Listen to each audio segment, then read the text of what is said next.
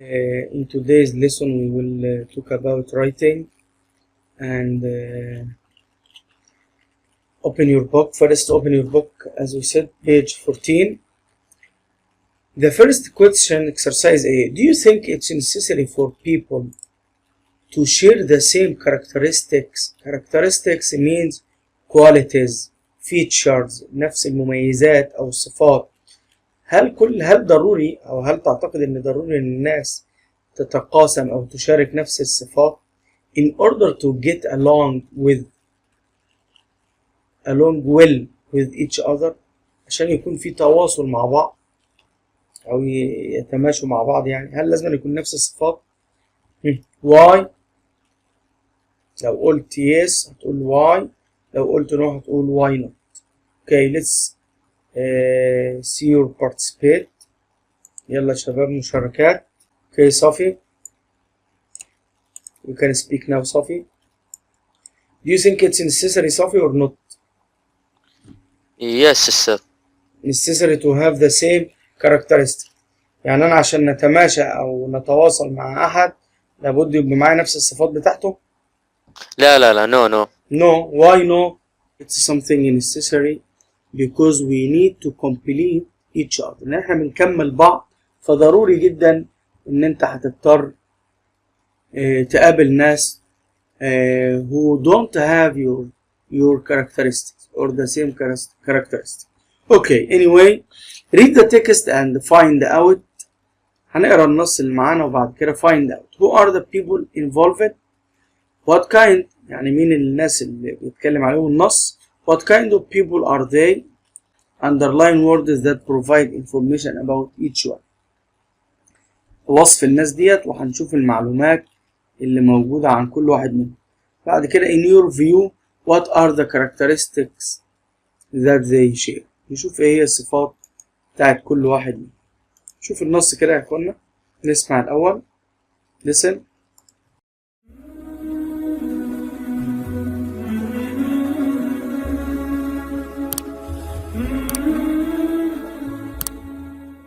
There is a memory that always makes me smile with contentment and admiration, and that is the memory of my maternal grandparents.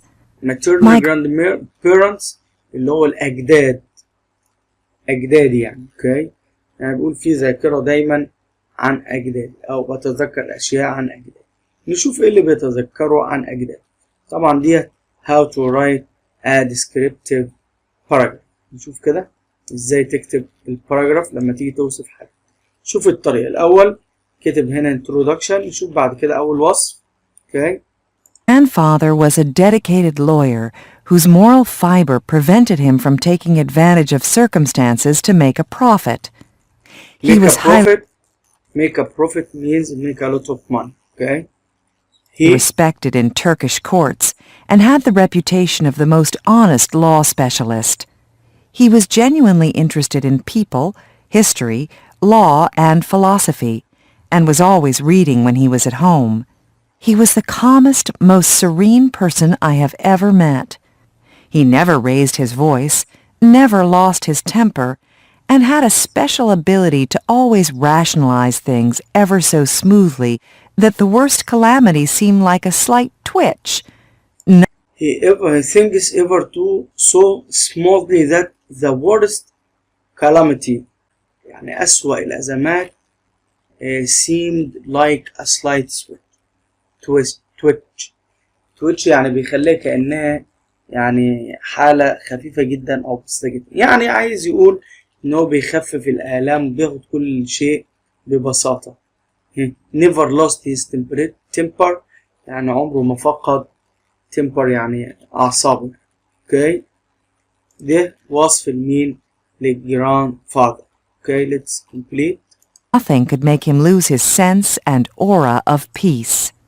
Grandmother, on the other hand, was the exact opposite. She used to get all worked up about things and flustered over minor irregularities. She had to have everything planned just so, and still worried about things that could go wrong. She wanted everything to be perfect, sometimes to an extreme. Once, When she had gotten into her cleanliness frenzy, she called someone in and got rid of genuine antique furniture that Grandfather had painstakingly collected over a number of years and arranged in this perfect replica of a drawing room. There were this part when she had gotten into her cleanliness frenzy. يعني لما grandmother بقى هنا بيوصف الجدة، يقول لما أحيانا بيجي لها جنون النظافة. She called someone in and get rid of genuine antique اللي هي old things but expensive، اللي هي الحاجات اللي هي التحف، الأشياء اللي زي ديت. ما بيجي لها نظافة، عايزة تعمل نظافة أو جنون النظافة، بتنادي حد إيه وبتتخلص من هذه الحاجات. that grandfather has mistakenly، يعني معناها جمع الأشياء ديت بحرص أو بعناية شديدة. تمام. in this perfect replica of a drawing room، بيجمعها في غرفة الايه الرسم بتاعته أو حجرة الرسم الخاصة بيه. فهي بتاخد الحاجات ديت لما بتكون عندها حملة نظافة في البيت كده، وبتتخلص منها بطريقة سهلة جدا دون الاهتمام ان الحاجات ديت تحف وأشياء ثمينة.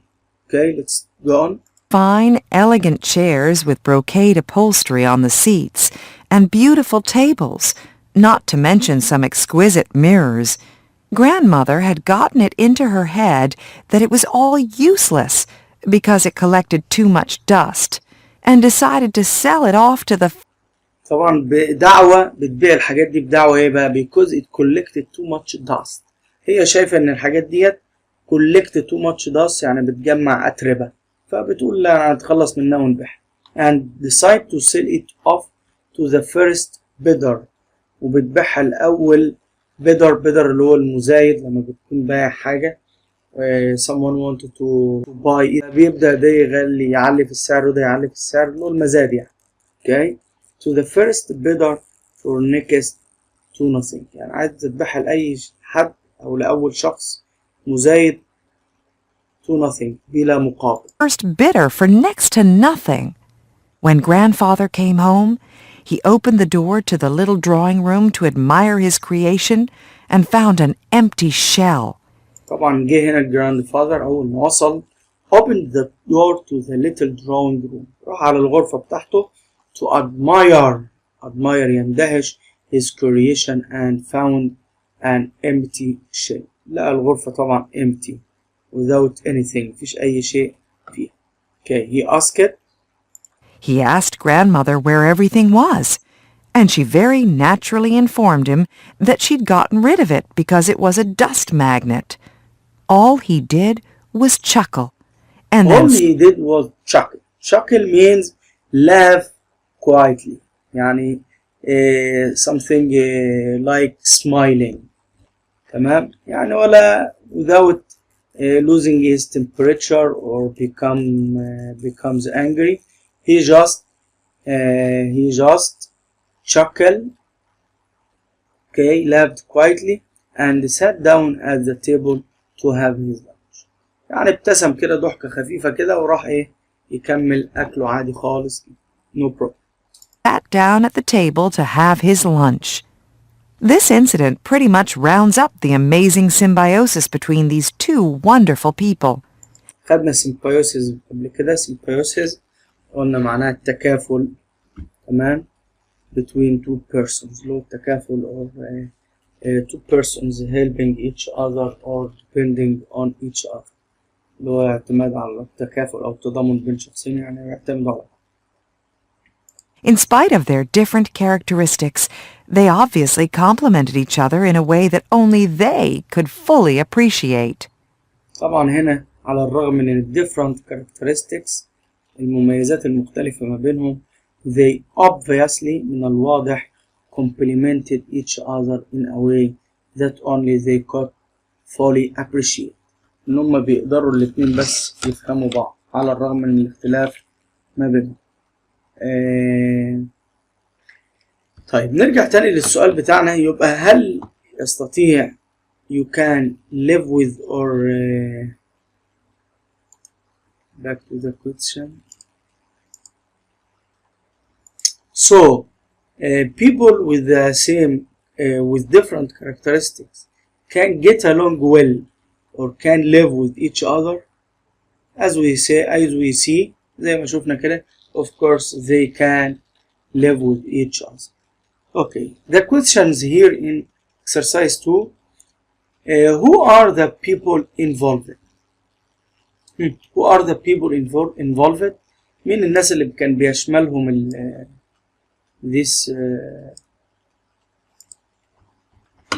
this text? Okay, Khaled Bukhari. Khaled, you can speak now. Who are the characteristics? The writer's maternal grandparents. Yes, maternal grandparents, يعني أجداده. أوكي, جد والجد. طيب, maternal هنا يعني المتعلق بالإيه؟ mother, related to mother, يعني الجد والجدة من الأم. اسمها maternal grandparents, يعني جده وجدته من الأم. طيب, what kind of people are they? What kind of people are they? وصف بقى الجد والجدة. نقدر نوصفهم نقول ايه؟ Okay guys, as we read, شباب, طبعا هو قال عليهم, الكاتب قال ان هو grandfather dedicated lawyer, محامي مخصص او مكدس حياته للمحاماة, moral fiber ذو أخلاق, highly respected, the most honest law specialist متخصص في القانون, genuinely interested in people بيهتم people بالناس أو بالأشخاص, and law and philosophy وبالتاريخ وبالقانون, calmest هادئ جدا, most serene person most serene person معناها شخص هادي في نفسه كده زي كالمي. never raised his voice, بيرفعش صوته أو بيعليش صوته.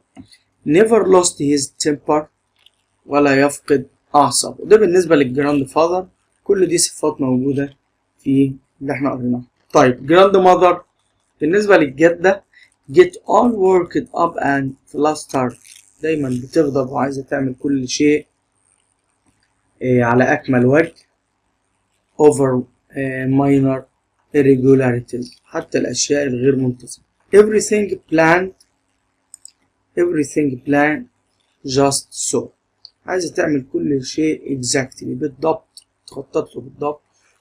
worried about things that could go wrong, طبعا تكون قلقة أو غضبانة من الأشياء اللي تحدث بطريقة خاطئة. wanted everything perfect, عايزة كل شيء تام. to an extreme, لأعلى غاية. cleanliness frenzy, عندها هوس النظافة أو بتنظف بجنون. طيب, in your opinion, what are the characteristics that they share? إيه هي المميزات أو الصفات اللي الاتنين بيتقاسموا أو بيشاركوا؟ نشوف كده إيه هي الصفات. أوكي, الاتنين مشتركين في إيه يا شباب؟ in your opinion, do you see that they share some characteristics?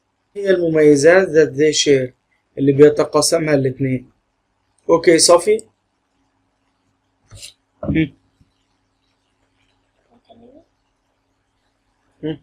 Yes, Sophie, you can speak.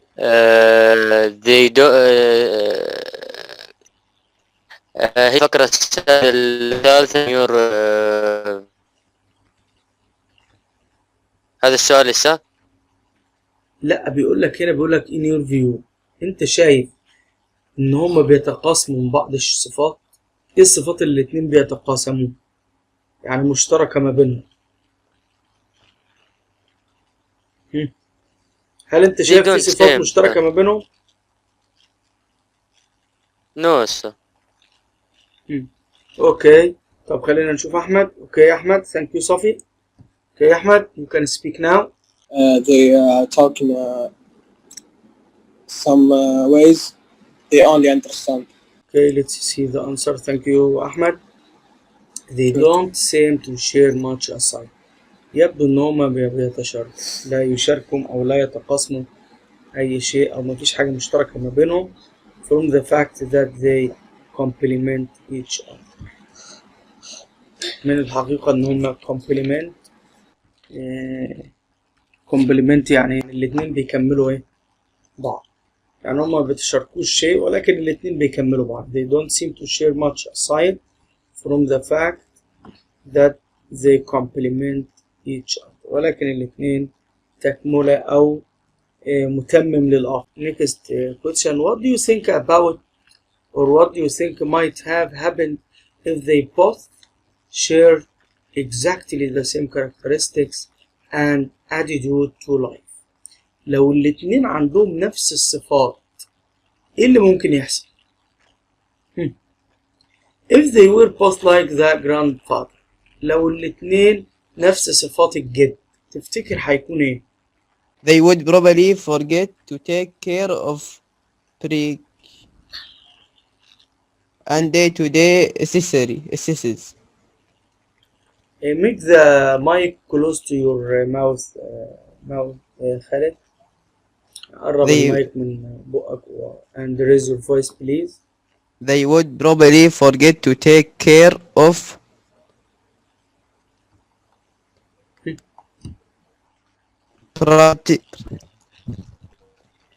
practical today necessities. Okay, thank you خالد. If they were both like the grandfather, لو الاتنين زي بعض, they were probably forget to take care of practicalities and day-to-day issues. يعني هيفقدهم أو هينسوا إن هم الاهتمام practicalities يعني الحاجات العملية and day-to-day issues والقضايا اليومية. يعني هياخدوا الأمور زي ما بنقول كده، هيبقى كل خبر عندهم زي ما بيقولوا كل خبر عندهم خير. يعني هياخدوا الحاجة بهدوء وبراحة بال، فمش هيبقى في حد عايز ينجز عنه. طيب if they were both like grandmother. طب لو الاتنين زي grandmother والاتنين بيبقوا دايما قلقانين ومتعصبين، هيكون الحياة شكلها ايه؟ يس أحمد؟ I think the house will be very clean. Very clean only? And they will take their life seriously. There will be a lot of problem between them. لما انت متعصب ومتنرفز وانا بنتعصب وبنتنرفز، هتبص تلاقي الحياة ايه؟ It's difficult to live together. هيبقى في طبعا صعوبة ان الاتنين يعيشوا مع بعض، وهتلاقي في a lot of problem. اوكي يا احمد thank you. يبقى هنقول if they were like the grandmother they would probably end up annoying each other. كانوا طبعا هيضايقوا بعض and causing a lot of stress. وهتلاقي فيه توتر وقلق ما بينهم. فهي سبحان الله ممكن تكون الحياة كده أجمل لما يكونوا they have different characteristics، لما يكون عندهم صفات مختلفة because they complete each other، لأنه زي ما قلنا بيكملوا أو بيتمموا بعض. ولكن صفاتهم زي بعض هتبص تلاقي maybe a lot of problem. Okay, why did the writer choose to describe that particular incident and what do you think it portrayed? Portrays يعني describe يصف. الأول نشوف السؤال الأول. Why did the writer choose to describe that particular incident? Why? Okay, Sophie.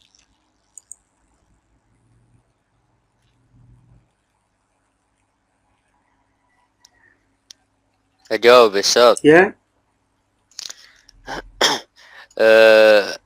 The writer choose a portray to portray this Incident. Yes. incident because it provides a perfect example. Okay, لأنه هو شايف إن ده perfect example، يعني ده مثال تام أو حقيقي of symbiosis للتكافل أو التضامن ما بين شخصين. يبقى هنقول the writer chose to portray this incident because it provides a perfect example of symbiosis a perfect example of symbiosis and a sense of priorities that is led by feeling and primary concern for the other person rather than material possessions.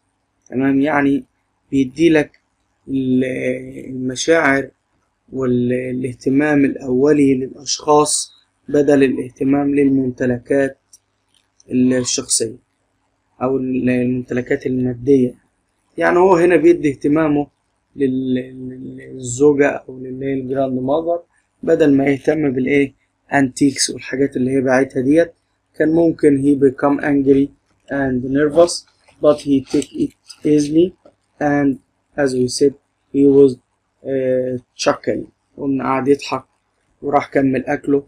فديت طبعا بتدي إيه يعني example of symbiosis، يعني مثال للتكافل والتضامن. أوكي طيب شوفنا هنا how the life will be with people or people who share different characteristics. خلينا نشوف هنا بقى، بيقول لي read the text again and find out what is the topic of each paragraph.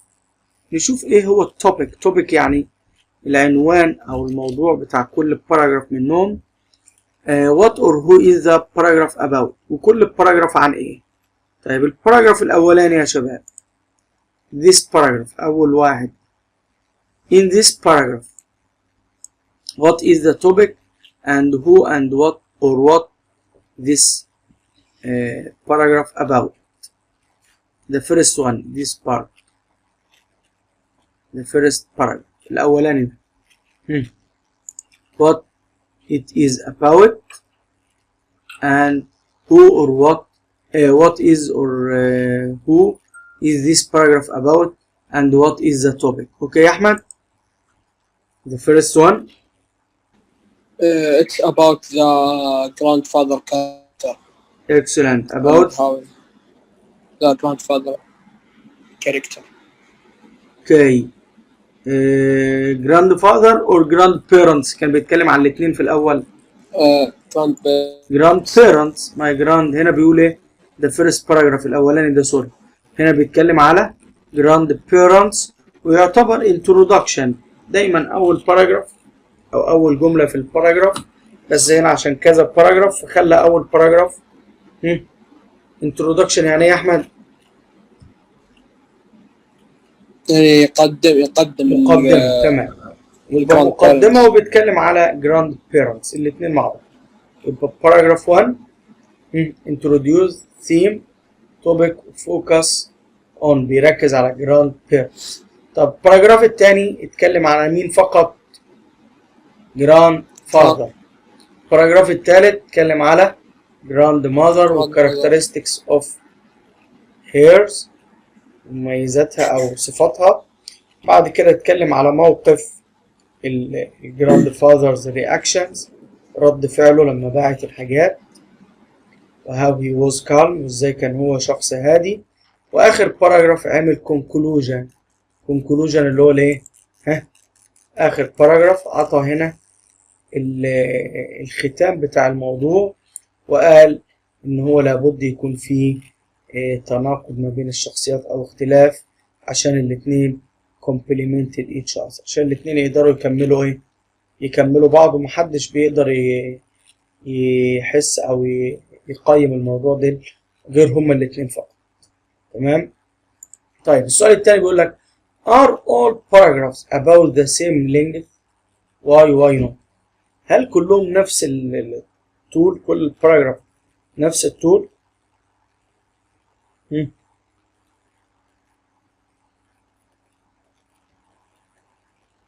هل كلهم نفس الطول؟ anyone else؟ أحمد؟ no one except أحمد. Okay أحمد. all paragraphs about the same length. No, because the grandmother have a lot more qualities. Yes, so the conclusion الختام is only 1 2 3 4 and a half 4 سطور ونص only, and grandfather all these lines. Grandmother all these lines. I think grandmother is the longest paragraph. Okay. بيختلف طبعا because of the description of each one. يبقى not all the paragraphs are the same. هنكتب not all the paragraphs are the same وخلاص. Because each paragraph serves to focus on a particular topic. لأن كل واحد بيركز على موضوع غير التاني. طيب. What words or phrases describe the qualities of each person? Can you think of more? ايه الصفات اللي بتميز كل واحد منهم؟ طبعا هو لما جه يوصف الجراند وصفه ببعض الصفات، ولما جه يوصف الجراند ماذر وصفها بصفات تانية. وايه الصفات اللي انت تقدر تضيفها من عندك؟ نشوف. what about grandfather؟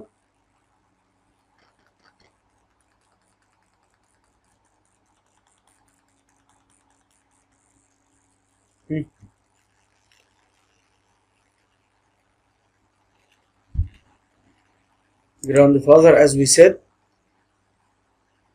فين الباقي يا اخوانا؟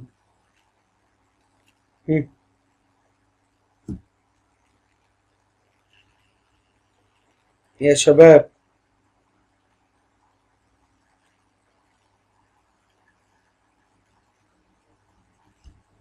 اوكي يا احمد. I think of the grandfather is very calm. Calm, yes. What else? And the grandmother is very moody. Very. That- Always. صوتك يقطع السؤال ما اسمع. Sorry, there is a problem in connection. معلش النت فيه مشكلة اليوم، ولكن إن شاء الله نعدي. Okay يا أحمد. Again, grandfather is always Very calm. calm, yes. Always calm. On the opposite على العكس And خالص. grandmother is grandmother very- always Angry and not angry calm. and worried and want everything just To be so. perfect. عايز كل شيء يكون exactly بالضبط. Perfect. Okay. Thank you أحمد. يبقى هنقول grandfather dedicated lawyer. احنا قلنا قبل كده في السؤال الثاني moral viper highlight respected. قلنا الصفات ديت في السؤال قبل كده. طيب grandmother get all worked up and flustered over minor irregularities. everything planned just so worried about things that could go wrong. طيب نشوف آخر سؤال بيقول لي which qualities are demonstrated through the incident. Again, which qualities؟ قلنا qualities ليه؟ الصفات. which qualities are demonstrated. ايه هي الصفات اللي جات في النص هنا؟ demonstrated means يعني الصفات او السمات، quality الصفة او سمة تخص الانسان اللي وضحت are demonstrated الواضحة through the incident من خلال الحادث او النص اللي قلناه.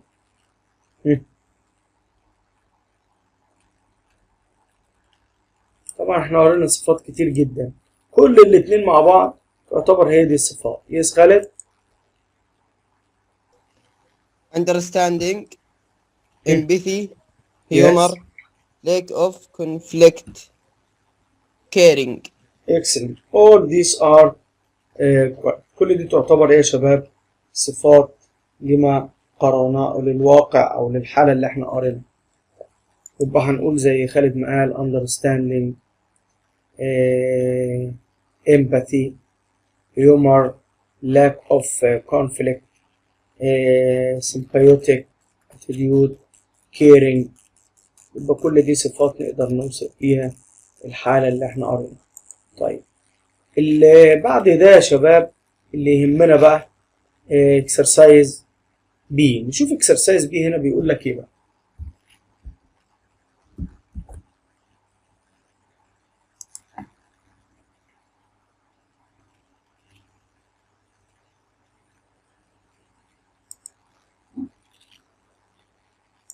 In exercise B, guys, here.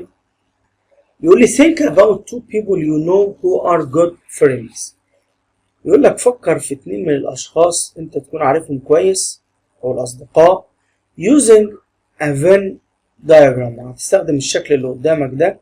write the qualities you feel each person has. هتكتب الصفات اللي بيمتلكها الشخص الأولاني، الصفات اللي بيمتلكها الشخص الثاني.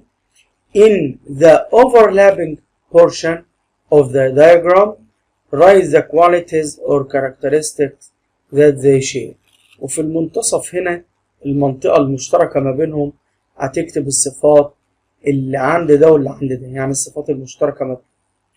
write a short essay about the two friends. هتكتب وصف عن الصديقين explaining how they complement each other. وهتكتب ازاي الاتنين بيكملوا بعض.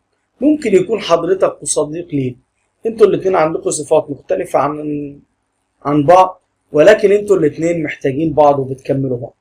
تمام. هتختار حضرتك صديق معاك او هتختار 2 من زملائك يكون عندهم صفات مختلفة وبيشتركوا في بعض الصفات، وهتكتب عنهم باراجراف زي اللي احنا قريناه ده، مقدمة وتوصف الأول وتوصف الثاني، الحاجات المشتركة ما بينهم أو موقف معين، وتختم الباراجراف أو الإساي بكونكلوجن، بختام في الآخر أو جملتين عن الموضوع. طيب هنا كاتب لك مقدمة مثلا يعني كمثال، طبعا بتسيب هنا keep a distance، بتسيب مسافة في الأول زي ما أنت شايف كده. بيقول لي مثال روزا and مريم a perfect friendship، صداقة تامة. ده العنوان. عطيلي اسمين اهوت لشخصين وبيقول لي الصداقة ما بينهم. My sister Rosa and her best friend مريم have been friends since elementary school. يعني كانوا أصدقاء منذ الطفولة أو الابتدائي، يعني المرحلة الابتدائية. They always seem to be together and others joke that they are twins. وكان يبدو وكأنهم twins يعني توأم. However, their personalities are quite different. على الرغم من أن شخصياتهم quite different، مختلفة إلى حد ما. هتكتب بقى الموضوع، دي مقدمة ممكن أنت تستخدمها وتستبدل الأسماء وتكتب عن about your friends, your relatives, any two persons or two friends you want to write about. هتختار أي 2 سواء relatives أقارب أو friends أصدقاء وتكتب عنهم. Okay, but writing corner here are some tips for writing. دي بعض النصائح عشان تكتب الموضوع سليم. نشوف النصائح دي بتقول ايه. writing corner who can read this، مين اللي يقدر يقراها؟ عايزين حد يقرا هنا يا شباب. نواف. اوكي نواف.